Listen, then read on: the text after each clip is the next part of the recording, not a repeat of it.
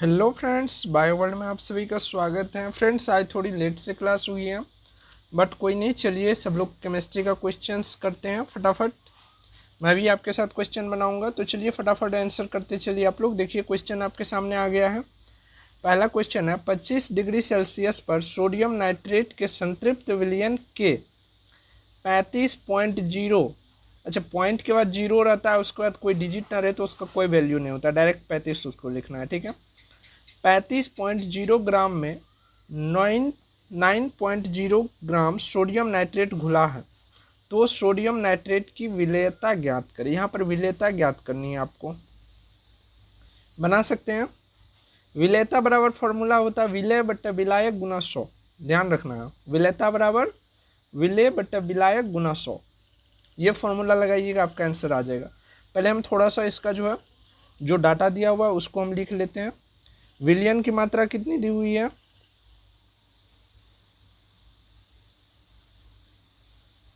विलयन कितना दिया हुआ है? 35.0 ग्राम। तो ये जीरो कोई काम का नहीं रहता, डायरेक्ट 35 ग्राम, ठीक है। उसके बाद सॉल्यूशन यहाँ पर क्या दिया हुआ है? यहाँ पर ये देख रहे हैं, सोडियम नाइट्रेट जो कम हो वो क्या होता है? विलय होता है, ठीक है।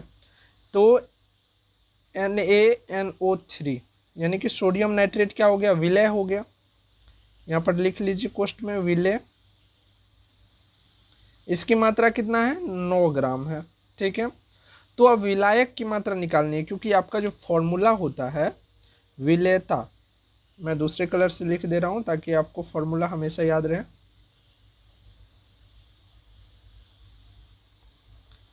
विलेयता बराबर होती है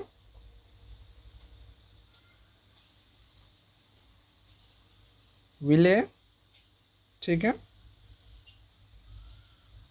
विलेय और बट्टे में विलायक, विलायक गुना 100, ठीक है। ये होती है फॉर्मूला, ठीक है जी। चलिए, यहाँ पर एक चीज़ मैंने आपको नहीं लिखा है, यहाँ पर विलय तो निकल गया हमारा। विलय मतलब चीनी और पानी का जो घोल बनाते हैं, तो कम क्या रहता है? चीनी रहता है। पानी के बराबर थोड़े ना हम चीनी डालते हैं, कम डालते हैं। जो कम हो उसे विलय अर्थात सॉल्यूट बोलते हैं, ठीक है।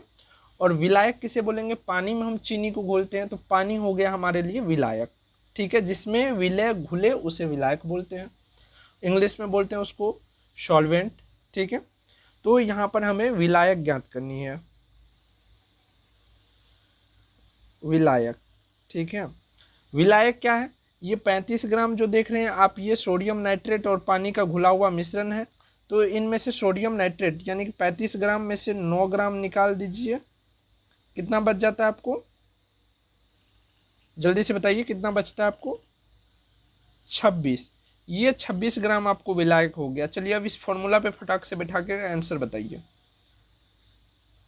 मैं नहीं बता रहा हूँ, तब तक आप लोग जो है फटाफट आंसर बताइए कितना हो जाएगा। अब तो बन गया ना?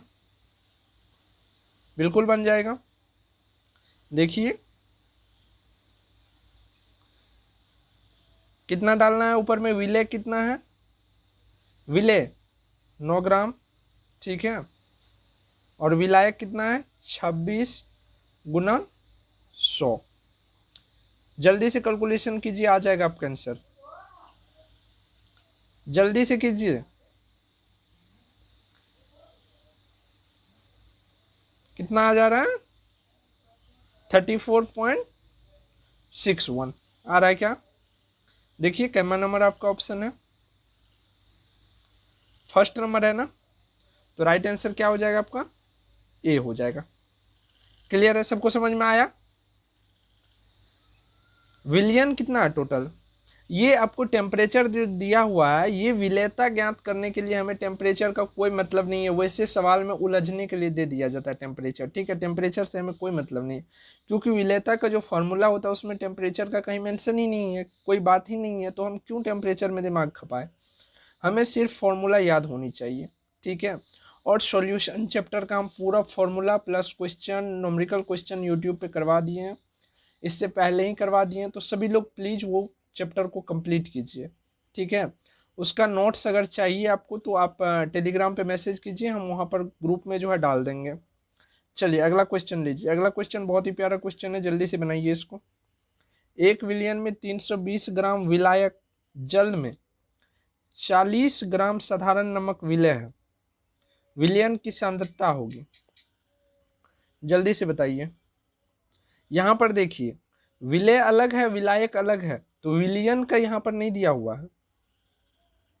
1 विलियन में यहाँ पर देखिए 320 ग्राम जल है और 40 ग्राम साधारण नमक है, तो विलियन आपको नहीं दिया हुआ है, विलय और विलायक दिया हुआ है, विलियन आपको ज्ञात करना है। बन रहा है? अच्छा, विलियन बराबर क्या होता है, जिसको इंग्लिश में बोलते हैं सॉल्यूशन। सॉल्यूशन बराबर क्या होता है, विलय प्लस में विलायक। ठीक है, विलय को इंग्लिश में बोलते हैं सोल्यूट और इसको बोलते हैं सॉल्वेंट। तो विलय, विलय कितना है हमेशा याद रखना, विलय जो रहेगा ये देखिए क्या है, साधारण नमक विलय है, विलय की मात्रा कम होगी, तो 40 और ये कितना है सॉल्वेंट कितना है 320 है, टोटल कितना हो गया 360 हो गया। ठीक है, अब हमें क्या ज्ञात करनी है, विलयन की सांद्रता ज्ञात करनी है। तो विलयन की सांद्रता के लिए आपको फॉर्मूला दिए हुए हैं हम, सॉल्यूशन वाला जब थ्योरी क्लास हुआ था सभी लोग किए होंगे, उम्मीद करते हैं किए या नहीं किए हैं। चलिए विलयन की सांद्रता,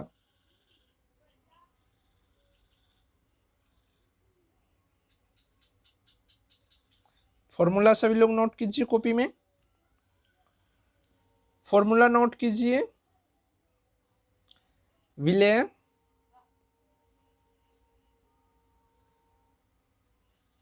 बट्टे में विलयन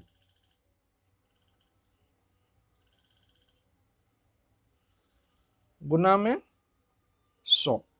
ठीक है, ये आपका फॉर्मूला हो गया जी, हमेशा के लिए इसको याद रखना है। विलयन की सांद्रता बराबर कौन सी फॉर्मूला होती है, विलय बटा विलयन गुना में 100। ठीक है, इंग्लिश में बोले तो सॉल्यूट बटा सॉल्यूशन इंटू 100। ठीक है, चलिए इस फॉर्मूला पे बैठाइए, आपका आंसर तुरंत आ जाएगा। जल्दी से बता दीजिए, विलय कितना है आपका 40 ग्राम साधारण नमक है ना, तो 40 ले लेंगे, और सॉल्यूशन कितना बना है 40 प्लस 320 किए तो 360 आ गया था जी, गुना 100 कर दीजिए, 1 0 कट कर दीजिए, कितना आ जाएगा आपका 4 9 36, यानी कि 100/9। ठीक है, इसको अगर गुना भाग कीजिएगा आप तो आपको आंसर आ जाएगा 11.11।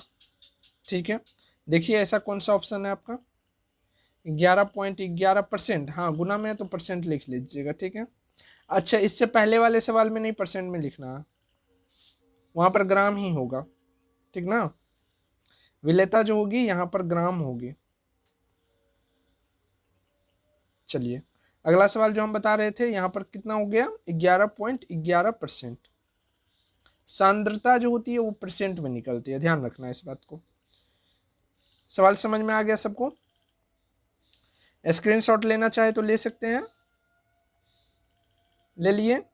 सेकेंड राउंड में ये स्क्रीनशॉट ले लीजिए जिसमें आपका फॉर्मूला प्लस में आंसर दोनों आ गया। ठीक है, चलिए आगे बढ़ते हैं, अगला सवाल कीजिए। 2.55 ग्राम एथेनोइक अम्ल में एथेनोइक एसिड के मोल की संख्या ज्ञात करें। सबसे पहले आपको एथेनोइक एसिड का फॉर्मूला पता होना चाहिए, पर फॉर्मूला पता है? बताइए क्या है फॉर्मूला, कमेंट में बताइएगा तो सभी लोग, लाइव चैट में नहीं, कमेंट में बताइए।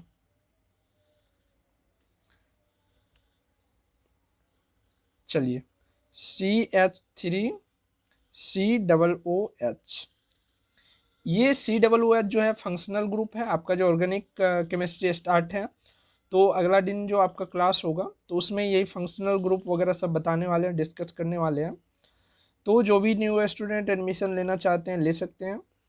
तो ये जो देख रहे हैं ये COOH ये फंक्शनल ग्रुप है जिसका प्रीफिक्स जो है कार्बोक्सिलिक एसिड होता है, और जब उसका सफिक्स लगाइएगा यानी पीछे में लगाइएगा तो ओइक एसिड आता है, ओइक एसिड। ठीक है, तो यहाँ पर देखिए ओइक एसिड वाला टर्म जुड़ा हुआ है। और इथेन, इथेन यहाँ पर देख ले CH3 को इथेन बोलते हैं हम लोग। क्लियर है, जब वहाँ पर पढ़ाएंगे तो ज़्यादा ही समझ आएगा। चलिए, इसमें 2.5 ग्राम एथेनोइक अम्ल में एथेनोइक अम्ल की मोल की संख्या बराबर हम क्या बताए थे, द्रव्यमान बट्टा अनुभार। ठीक है, मोल बराबर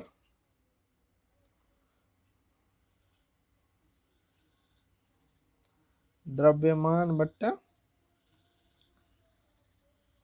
अनुभार।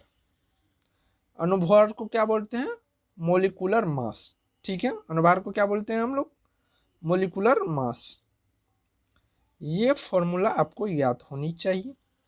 अगर द्रव्यमान बराबर हमको निकालना होगा तो क्या करेंगे, मोल गुना अनुभार कर देंगे। अगर अनुभार निकालना होगा तो द्रव्यमान बटे मोल कर देंगे। क्लियर है, तो यहाँ से आप कुछ भी ड्राइव कर सकते हैं। तो चलिए, इसमें द्रव्यमान तो दिया हुआ है 2.5 ग्राम। एथेनोइक अम्ल का अगर अनुभार निकालिएगा तो कार्बन का मोलिकुलर मास कितना होता है, 12 होता है। हाइड्रोजन का कितना होता है, सभी आपको पता है। इस टोटल का अगर निकालिएगा तो आपको 60 आ जाएगा मोलिकुलर भार इसका, कार्बोक्सिलिक एसिड का। ठीक है, तो मोलिकुलर भार आप निकाल करके देख लीजिएगा, आपको पता होनी चाहिए मोलिकुलर भार कैसे निकाला जाता है। 2.5 और बट्टे में अगर क्या कीजिएगा 60 कीजिएगा। ठीक है, बट्टे में 60 कीजिएगा तो आप कैलकुलेशन कीजिएगा तो आपको जो है कितना आ जाएगा, 0.04। ठीक है, इतना आ जाएगा 0.04 क्या आ जाएगा, मोल। ठीक है, 0.04 मोल, ये मोल होगी किसकी, इथेनोइक एसिड की। चलिए, कभी कभी गला फंस जाती है।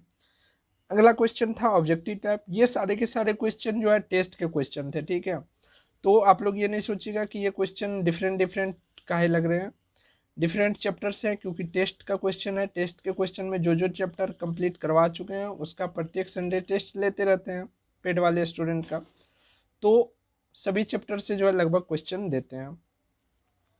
अगला क्वेश्चन है विलियन का प्रमुख गुण क्या है। देखिए, एक अच्छा विलियन होगा तो वो आपस में घुला मिला, कोई भी चीज़ आपको जल्दी से पता नहीं चलेगा। तो घुला मिला होने का मतलब समांग, विषमांग विलियन में क्या होगा, सॉल्यूट का कण जो होगा वो बड़ा होगा। ठीक है, तो विलियन का प्रमुख गुण क्या है, समांग होना, यानी कि घुल मिल जाना। जैसे कि दूध पानी, पता ही नहीं चलेगा किधर दूध है किधर पानी है। ठीक है, तो समांग होना इसका प्रमुख गुण है। अगला क्वेश्चन है, क्या गैस में विसरण का गुण पाया जाता है, बता सकते हैं आप लोग,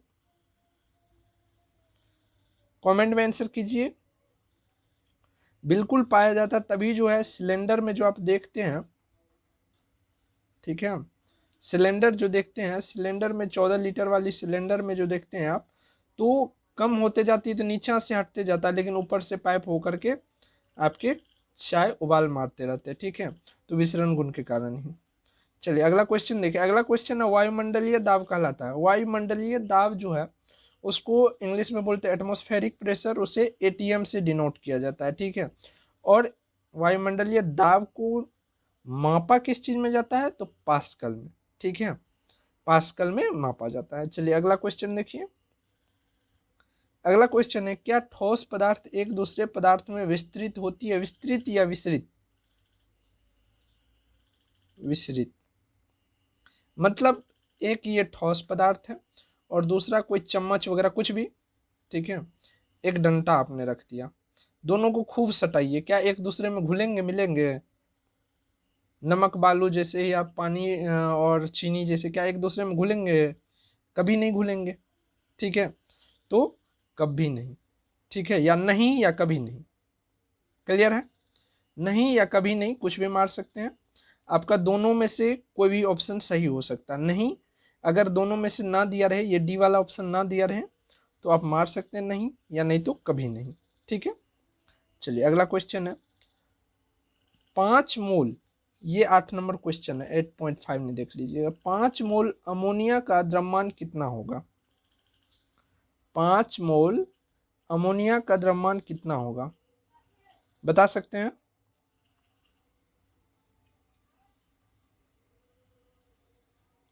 जल्दी से बताइए। द्रव्यमान यहाँ पर पूछा जा रहा है अमोनिया का। इस ये बताने के लिए आपको अमोनिया का फॉर्मूला आना चाहिए। पता है आपको अमोनिया का फॉर्मूला? NH3। ठीक है, तो अमोनियम का क्या फॉर्मूला? ये तो हो गया अमोनिया का। अमोनियम का क्या होता है वो आप कमेंट में बताइएगा। ठीक है, NH3, इसका मोलिकुलर मास कितना होता है निकालिएगा आप लोग। ठीक है, हमें थोड़ी बहुत याद है क्योंकि बहुत सारे क्वेश्चन करवाते रहते हैं, तो थोड़ी बहुत याद हो जाती है।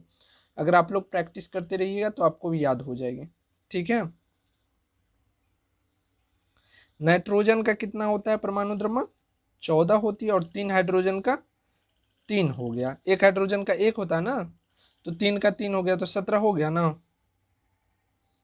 ठीक है ना, ऐसे ही याद रखिए तो हो जाएगी। चलिए यहाँ पर क्या हो गया, आपको क्या क्या मिल गया है? मोल दिया हुआ है, यहाँ पर आपका जो अनुभार होता है वो प्राप्त हो गया। अब क्या निकाल देना है आपको? द्रव्यमान निकालना है। मोल निकालने के लिए हम कौन सा फॉर्मूला दिए हुए थे? मोल निकालने के लिए द्रव्यमान बट्टे में मोलिकुलर मास, जिसको अनुभार बोलते हैं, अनुभार। तो अभी आपको क्या ज्ञात करना है? द्रव्यमान ज्ञात करना है, तो द्रव्यमान को इधर ले आइए। तो द्रव्यमान बराबर क्या हो जाएगा? मोल गुना में अनुभार। हो जाएगा क्या? हो जाएगा क्या? चलिए 5 मोल है, अनुभार कितना आ गया है? 17 आ गया है। तो 17 25 कितना हो जाएगा जी? बिल्कुल, तो राइट आंसर हो गया आपका डी। तो फ्रेंड्स इस टेस्ट में जो है केमिस्ट्री के लगभग 8 या 9 क्वेश्चन लिए गए थे, जो कि 8 ही क्वेश्चन मैं लिया हूँ। ठीक है, तो आप लोग से उम्मीद करते हैं कि सारे क्वेश्चन, अच्छा एक क्वेश्चन और है। चलिए आप लोग से उम्मीद करते हैं कि अब इस क्वेश्चन को अगर आप प्रैक्टिस कीजिएगा तो सब बन जाएगी। आपको इस क्वेश्चन का सिर्फ क्वेश्चन वाला जो है PDF आपको मिल जाएगा कहाँ पर? बायोवर्ल्ड के ग्रुप में, टेलीग्राम ग्रुप में। तो वहाँ से आप जो है क्वेश्चन का PDF डाउनलोड कर लीजिएगा, फिर सारे क्वेश्चंस को अपने कॉपी पर नोट कीजिएगा और उसको सॉल्व करने का कोशिश कीजिएगा। अगर नहीं सॉल्व हो, दिक्कत हो, तब फिर आप यूट्यूब पे आकर के इस लेक्चर को देख लीजिएगा, जो कि वीडियो के रूप में आपको केमिस्ट्री वाला फोल्डर में मिल जाएगा। ठीक है, तो चलिए एक क्वेश्चन और बचा हुआ है, इसको भी सॉल्व कर लेते हैं, फिर बाकी बात करेंगे। यहाँ पर दिया हुआ है 294 ग्राम H2SO4 में H के कितने मोल उपस्थित है? बहुत ही अच्छा क्वेश्चन है। पहले आपको निकालना होगा H2SO4 का 294 ग्राम में मोल कितना है। चलिए H2SO4 का मोलिकुलर मास कितना होता है, बता सकते हैं?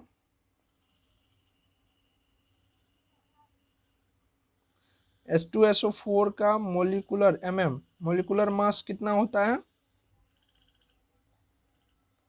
98 ग्राम। ठीक है, 98 ग्राम। तो H2SO4 की मोल की संख्या निकालते हैं। H2SO4 की मोल की संख्या कितना हो जाएगा, बता सकते हैं? 294 बट्टे में 98, कट कीजिएगा तो 3 आ जाएगा आंसर। 3 हो गया टोटल, इस टोटल का मोल की संख्या 3 हो गई। अब इसमें से जो भी आपको, जिस भी एटम का, हाइड्रोजन नहीं, जिसका भी निकालना है उसका निकाल लीजिए और 3 से गुना कर दीजिए उसमें। तो यहाँ पर हाइड्रोजन कितनी देख रहे हैं आप? 2 देख रहे हैं, तो 2 में 3 से गुना कर दीजिए।